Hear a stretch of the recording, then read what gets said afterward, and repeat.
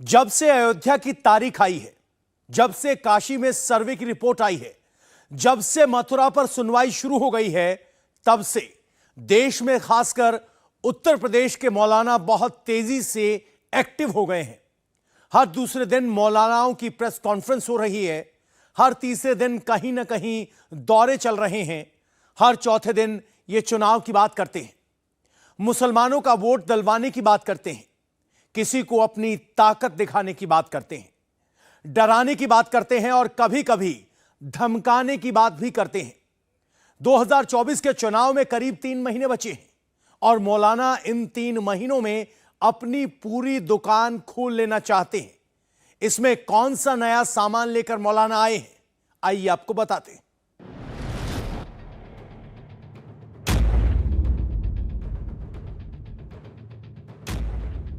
कौन अपने पवित्र स्थान को जहां वो नमाजें पढ़ते हैं और वो एक जमाने से है, हम कैसे उसको दे सकते हैं। हमने बाबरी मस्जिद को सब्र किया है, ज्ञान वापी को सब्र नहीं करेंगे। इंशाअल्लाह ये लड़ाई सड़कों पर लड़ी जाएगी। ज्ञानवापी पर मौलानाओं का नया ज्ञान आया है। नया ज्ञान क्या है? नया ज्ञान है 24 में मोदी को नहीं लाना है। मुसलमानों को यह बताना है मोदी आएंगे तो मस्जिद ले लेंगे, मंदिर बनवा देंगे।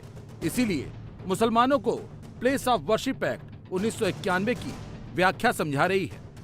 राम मंदिर से लेकर ज्ञानवापी सर्वे पर मौलाना ब्रिगेड अदालत और सरकार की मंशा सुना रही है। ज्ञानवापी के नाम पर मुसलमानों को मौलाना ब्रिगेड डरा रही है, भड़का रही है। तो मैंने ऐलान किया है कि बाबरी मस्जिद के बाद बस हमारी आस्था की भी अहमियत है। हमने बाबरी मस्जिद को सब्र किया है, ज्ञान वापी को सब्र नहीं करेंगे। इंशाअल्लाह ये लड़ाई सड़कों पर लड़ी जाएगी। उन्होंने कहा था हमारी आस्था कोर्ट से ऊपर है, हमने कहा था कोर्ट का जो फैसला होगा हमें वो मंजूर होगा। अब मैं कहता हूं कि हमारी आस्था कोर्ट से ऊपर इसलिए है कि हमें एक बार बेईमानी कोर्ट की देख चुके हैं, दोबारा देखने को तैयार नहीं।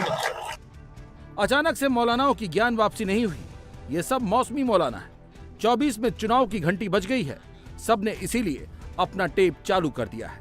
अरशद मदनी को सुनिए, समझ जाएंगे मौलाना ब्रिगेड एक्टिव क्यों हो गई है। मदनी से सवाल ज्ञानवापी पर पूछा गया, जवाब में 1991 की कांग्रेस सरकार की बात की गई। 2023 की मोदी सरकार तक ले गए, पूरा सियासी चित्रण कर दिया, इशारों में समझा दिया कि 24 में मुसलमानों को करना क्या है। ये समझता हूँ कि देखिए, कांग्रेस गवर्नमेंट के अंदर जो सन 91 के अंदर चीज हुई थी, उसने ये मसला मुसलमानों ही का है।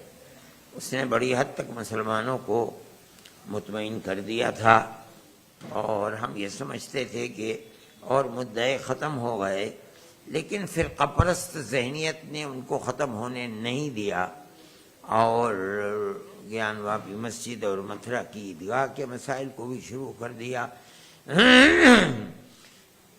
जो 1-2 दिन पहले हाई कोर्ट का फैसला हुआ है, उसने ज्ञानवापी मस्जिद के सिलसिले में गोया कि उन्हें ये मजबूर कर दिया कि वो सुप्रीम कोर्ट की तरफ जाएं। जो कमेटी लड़ रही है वो कमेटी इसके लिए तैयार है और उसने सुप्रीम कोर्ट के वकीलों से बातचीत भी कर ली है। जहाँ तक मैं जानता हूँ वो इस मसले को भी कोर्ट के अंदर ले जाएंगे। अब कोर्ट के मसाइल क्या होते हैं, कैसे होते हैं, वो तो आने वाला वक्त बताएगा। यकीन मानिए, इन सब का किसी का मकसद ज्ञानवापी नहीं है और न ही इन्हें ज्ञानवापी के सर्वे से कोई दिक्कत है। इनको 24 के चुनाव को लेकर बहुत टेंशन है, इसीलिए वोट डिक्लेयर कर दिया है। इसको उसको सबको दे देना, लेकिन 24 में मोदी को मत देना। इत्तेहाद मिल्लत काउंसिल के चेयरमैन मौलाना तौकीर रजा खां का टेप तो काफी दिनों से ऑन है। इनके दिमाग में भी 2024 ही है। मुद्दा ज्ञानवापी है, इसी को लेकर मुसलमानों को डरा रहे हैं। शाही ईदगाह का सर्वे कराइए, खूब कराइए।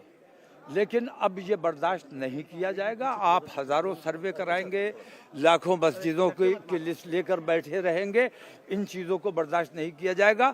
धर्म का जो नशा सूंघा दिया गया है, जो चरस पिलाई जा रही है, ये बर्दाश्त नहीं किया जाएगा। बाबरी मस्जिद को सब्र किया गया है, अब हम सड़कों पर लड़ने के लिए तैयार हैं। अब हम अपनी कोई मस्जिद देने के लिए तैयार नहीं हैं। मौलाना ब्रिगेड के लिए ज्ञानवापी 2024 का नया लॉन्च पैड बन गया है।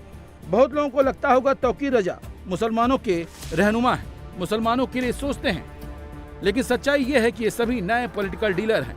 सब 24 में अपना फ्यूचर देख रहे हैं। पूरे हिंदुस्तान से जो नुमाइंदा जमातें आई, उन सब ने इत्तेफाक राय से ये फैसला किया है कि हमने जो कमेटी बनाई है उसको मौका दिया जाना चाहिए। वो तमाम पार्टियों से बात करे, अपनी शराइत रखे, और अगर वो हमारी शराइत और हिस्सेदारी देने को तैयार नहीं होते हैं तो हम अपना रास्ता खुद चुनने के लिए तैयार होंगे। छोटी छोटी जमातों को मुत्तहिद करके, छोटी छोटी पार्टियों को मुत्तहिद करके हम इंशाल्लाह तीसरा मोर्चा तैयार करने का काम करेंगे। आपने कांग्रेस को रिजेक्ट किया, सीधे कहा कि कांग्रेस को सीधा समर्थन नहीं देंगे हम। नहीं, सीधा समर्थन किसी को भी नहीं देंगे, क्योंकि हमने सबको आजमाया हुआ है। अपनी शराइत और भागीदारी की बुनियाद पर समर्थन किया जाएगा। ये वही तौकीर रजा हैं। कुछ महीने पहले तक कांग्रेस के समर्थन का इन्होंने ऐलान किया था। 3 राज्यों को चुनाव के बाद जुबान बदल गई है। बात बस डील की है। जिधर डील बन जाएगी, इनको किसी से परहेज नहीं है, चाहे वो बीजेपी हो। लेकिन डील नहीं हुई है तो इनका एजेंडा भी तैयार है। मुसलमानों को भड़काएंगे, मजहब के नाम पर उकसाएंगे, जिसका माहौल इन्होंने बना दिया है। हमारे सब्र का नतीजा ये निकला कि हमें बुज़दिल समझा गया। और आज मैं कहता हूं कि अगर लोग बेदार ना हुए तो ज्ञानव्यापी उसी तरीके से, उसी बेईमानी के तरीके से ज्ञानव्यापी ये लोग छीन लेंगे। उसी तरीके से मथुरा को आपसे छीन लिया जाएगा, ईदगाह को आपसे छीन लिया जाएगा। उसी तरीके से यके बाद दीगरे, कभी बदायूं की मस्जिद पर हमला किया जाएगा, कभी ईदगाह पर हमला किया जाएगा, कभी जामा मस्जिद पर हमला किया जाएगा। अगर अपनी मस्जिदों को इसी तरह सब्र करना है, कहीं तो खत्म होना चाहिए ये तरीका। कभी तो हमें खड़े होकर अपनी बात रखनी होगी।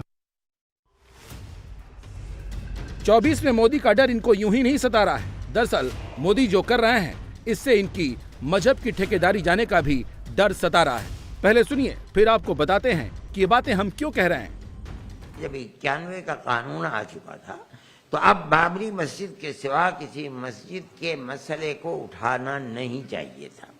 मेरा मानना ऐसा है। जमीयत उलमा इस चीज़ को इसी तरह देखती है। उठाया जा रहा है, ये फिरकापरस्त ताकतें हैं मुल्क के अंदर, जो कभी इस मुल्क के अंदर हिंदू मुस्लिम इत्तेहाद और क़ुर्बत को पैदा नहीं होने देंगी, बाकी नहीं रहने देंगी। ये मसला है, ये अच्छी बात नहीं। मैं ये समझता हूँ कि जिन्होंने कानून बनाया था उन्हें इस मसले के अंदर आगे आना चाहिए था और ये कहना चाहिए था कि जो कानून बना था अब उस कानून के खिलाफ नहीं करना चाहिए। लेकिन अगर वो खामोश हैं तो यकीनन ये खराब बात है।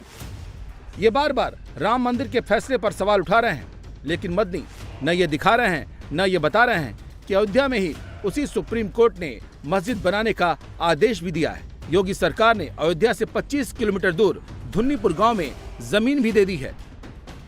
अब वहां मस्जिद मोहम्मद बिन अब्दुल्लाह बनने जा रही है। अयोध्या में नई मस्जिद भारत की सबसे बड़ी मस्जिद होगी। जब यह मस्जिद बन जाएगी तो मक्का के इमाम इसमें नमाज करने आएंगे। भगवा रंग की होगी 21 फीट की कुरान की किताब। 9000 लोग पढ़ेंगे नमाज। कैंसर अस्पताल और लॉ कॉलेज भी होगा। दावा तो यहाँ तक है कि ताजमहल से भी खूबसूरत बनेगी ये मस्जिद। इस मस्जिद में 5 पिलर होंगे कि इस्लाम के 5 बुनियाद फ़र्ज, जिसपे कलमा, नमाज, रोज़ा, ज़कात, हज, इस 5 बुनियाद के ऊपर हम मीनारें बनाने जा रहे हैं। वो मीनारें इतनी अद्भुत होगी कि पहली, मतलब आपने 4 मीनार की मस्जिद देखी होगी, 2 की देखी होगी, पहली मस्जिद है जो 5 मीनार पे बनने जा रही है। फिर हमने वहाँ पे एक अस्पताल वहाँ पे बनाने जा रहा है कि जिसमें लोगों को लिए बहुत बड़ी फैसिलिटी होगी। दुआ और दवा दोनों वहाँ पे होगी। मस्जिद में दुआ होगी, वहाँ पे दवा होगी और मुफ्त में लोग वहाँ पे इलाज करेंगे। ये अपने आप में एक बड़ी बात है, जिसमें पांडे जी, शुक्ला जी, गुप्ता जी, अब्दुल रहीम, अब्दुल करीम, जो भी कोई होगा हिंदू मुसलमान, उसके लिए फ्री जब इलाज होगा, एक हिंदू व्यक्ति, एक मुसलमान व्यक्ति जब उसकी माँ का, उसके बाप का जब इलाज होगा, और जिस गांव में, जिस नुक्कड़ पे, जिस चौराहे पे जाएगा, तो मेरे नबी का नाम मोहब्बत और से अदब से लिया जाएगा कि हमारा इलाज मोहम्मद बिन अब्दुल्ला हॉस्पिटल में हुआ और माँ का इलाज वहां पे हुआ। ये अपने आप में एक बड़ी बात होगी। हमने दुनिया का सबसे बड़ा कुरान, जो टूरिस्ट कैसा वहां पे अट्रैक्ट होगा, कैसा आएगा, देखेगा, और दिन और के एतबार से मेरी कंट्री किस तरीके से इसके अंदर टूरिस्ट आएगा, टूरिज्म भी बहुत बढ़ेगा, तो कैसा होगा, तो हम दुनिया का सबसे बड़ा कुरान बनाने जा रहे हैं, जो 21 फीट लंबा है और 18-18 फीट पे खुलेगा, और वो केसरी रंग का होगा। ये भी अपने आप में एक बड़ी बात होगी। बड़गांव मौलाना ब्रिगेड ये नहीं बताएगी अयोध्या में सबसे बड़ी भारत की मस्जिद बन रही है। वो ये नहीं बताएंगे कि मोदी सरकार फ्री में खाना दे रही है, गैस दे रही है, घर दे रही है, हेल्थ इंश्योरेंस दे रही है। जब ये दे रही है तो वो हिंदू मुसलमान नहीं देख रही है, लेकिन वो ये जरूर बताएगी कि मुसलमानों को मोदी को वोट क्यों नहीं देना है। अंदर की तड़प क्या है, खुद ही सुन लीजिए।